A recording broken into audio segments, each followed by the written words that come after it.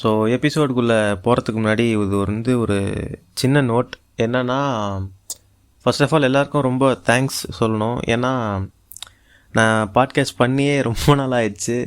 நான் 3 மாதத்துக்கு ஒரு தடவை 2 மாதத்துக்கு ஒரு தடவை ஒரு எபிசோடு போட்டாலும் அதை கேட்குறதுக்கும் ஆள் இருக்குங்க. அண்டு ஆவரேஜாக 2 to 3 பிளேஸ் டெய்லி போயிட்டுருக்குன்ற போது ரொம்ப சந்தோஷமாக இருக்குது. நான் இப்போ தான் ரீசெண்டாக உட்காந்து அனலிட்டிக்ஸ்லாம் பார்த்துட்டு இருந்தேன். அதில் அப்போ தான் தெரிஞ்சுது, நீங்கள் நம்பினாலும் நம்பலைனாலும் நம்ம ஷோ 28 நாட்டில் கேட்டிருக்காங்க.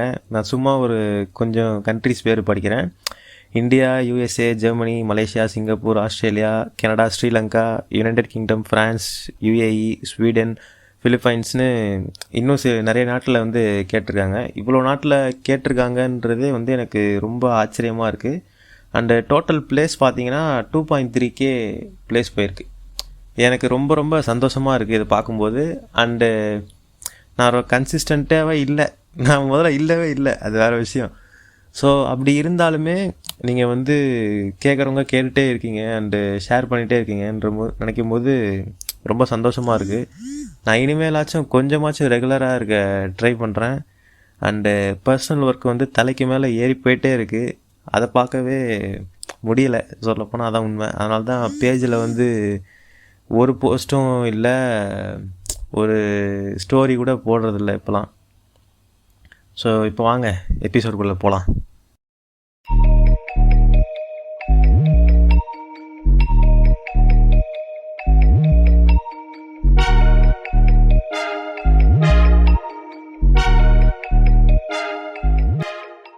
வணக்கம் நேர்களே. இந்த எபிசோடில் எதை பற்றி பார்க்க போகிறோம் அப்படின்னா, பீஸ்ட் படத்தோட ரிவ்யூன்ற பேரில் என் வன்மத்தை எல்லாம் இன்றைக்கி 15 நிமிஷம் எபிசோடாக இறக்க போகிறேன். ஏன்னா படம் பார்த்துட்டு நான் இருந்த மனநிலை எப்படி. ஸோ இப்போ இந்த படத்தில் நான் என்ன எக்ஸ்பெக்ட் பண்ணேன் அப்படின்னா, இந்த படம் டாக்டர் மாதிரியோ இல்லை ஒரு மாஸ்டர் மாதிரியோ இருக்கும் அப்படின்னு நான் நினச்சி எதிர்பார்த்தேன். பட்டு ரெண்டுமே இல்லாமல் நான் டிசப்பாயின்மெண்ட் தான் ஆனேன். ஏன் டாக்டர் மாதிரி எதிர்பார்த்தேன் அப்படின்னா, நெல்சனோட ப்ரீவியஸ் படம், அதாவது பீஸ்ட்டுக்கு முன்னாடி அவர் எடுத்த படம் டாக்டர் தான். அதில் அந்த படம் நிறைய லாஜிக்கல் மிஸ்டேக்ஸ் இருந்துச்சு. ஆப்வியஸ்லி அந்த செல்லம்மா பாட்டு எனக்கு பர்சனலாக சுத்தமாக பிடிக்காது. அப்புறம் அந்த கிளைமேக்ஸும் எனக்கு அவ்வளோவா பிடிக்கல, அது கிரிஞ்சாக தான் இருந்துச்சு அந்த கிளைமேக்ஸு. ஆனாலுமே அந்த படம் எனக்கு ஓகேவாக தோணுச்சு. சரி பரவாயில்லன்ற மாதிரி தான் இருந்துச்சு அந்த படம். ஏன் மாஸ்டர் மாதிரி அப்படின்றத நான் போக சொல்கிறேன்.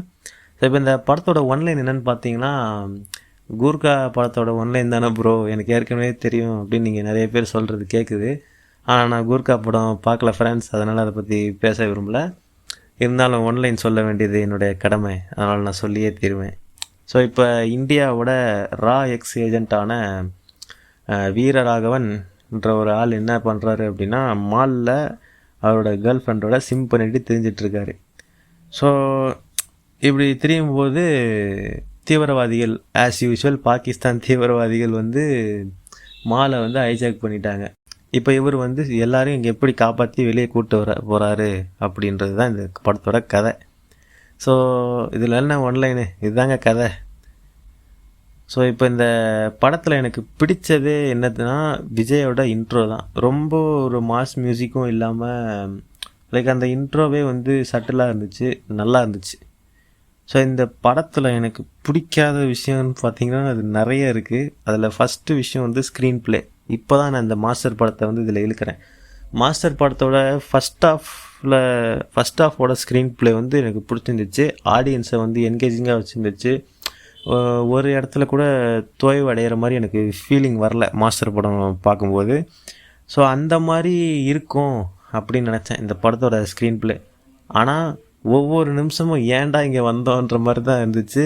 அது மட்டும் இல்லாமல் இந்த படத்தோட டைலாக்ஸ் ரொம்ப ரொம்ப ரொம்ப மோசமாக இருந்துச்சு.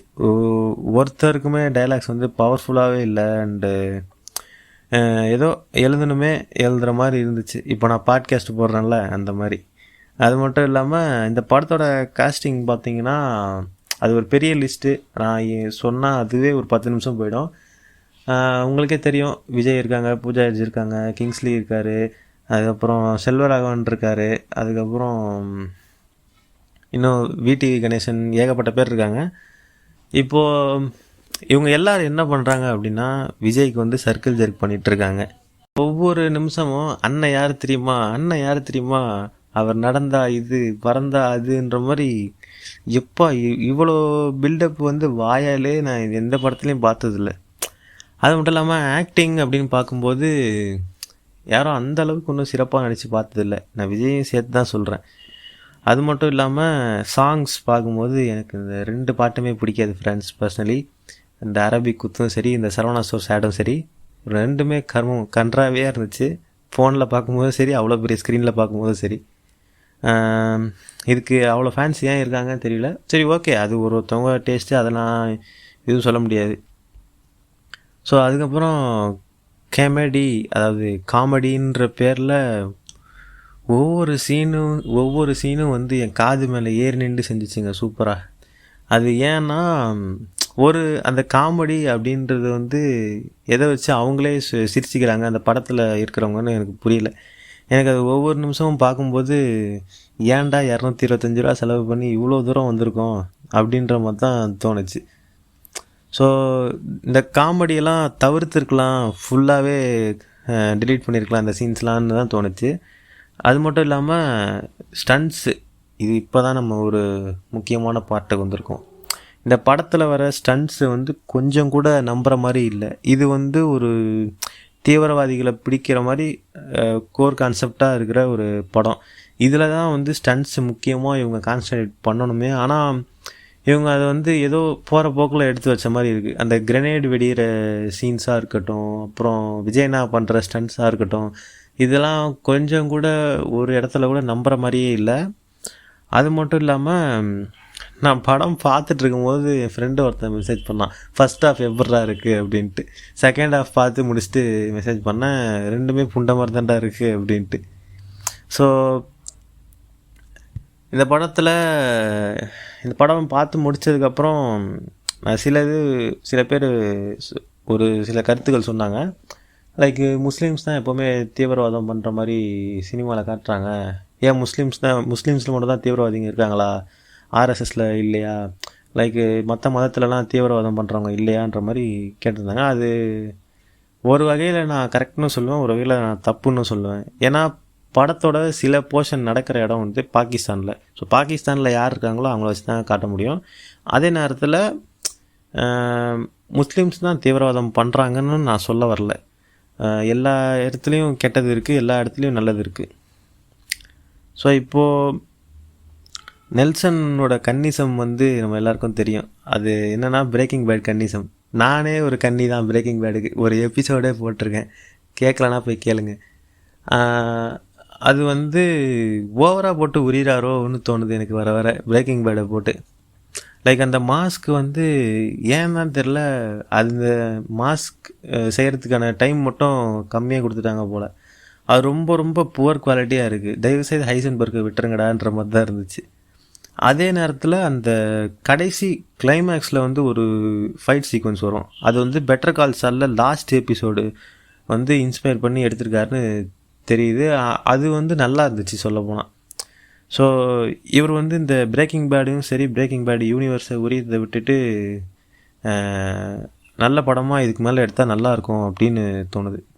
இப்போ கடைசியாக உங்களுக்கு ஒரு கேள்வி இருக்கும், அது என்னென்னா பீஸ்ட் வாட்ச் வர்த்தியா இல்லையா அப்படின்னு கேட்பீங்க. கண்டிப்பாக வாட்ச் வர்த்தி கிடையாது. ஏன்னா இப்போ நான் வந்து அவ்வளோ செலவு பண்ணி வந்திருக்கேன், உன்னை எவன்டா 1000 ரூபா செலவு பண்ணி ஒரு டிக்கெட்டு எடுக்க சொன்னது அப்படின்னு கேட்டால் கிடையாது. நான் வெறும் 225 ரூபாய்க்கு தான் பார்த்தேன். அதுக்கே எனக்கு செம்ம டென்ஷனாக இருக்குது, இந்த படம் ஏன் பார்த்தோம், இது ஒரு 2 months வெயிட் பண்ணியிருந்தால் சன் டிவிலே போட்டிருப்பானே அப்படின்ட்டு.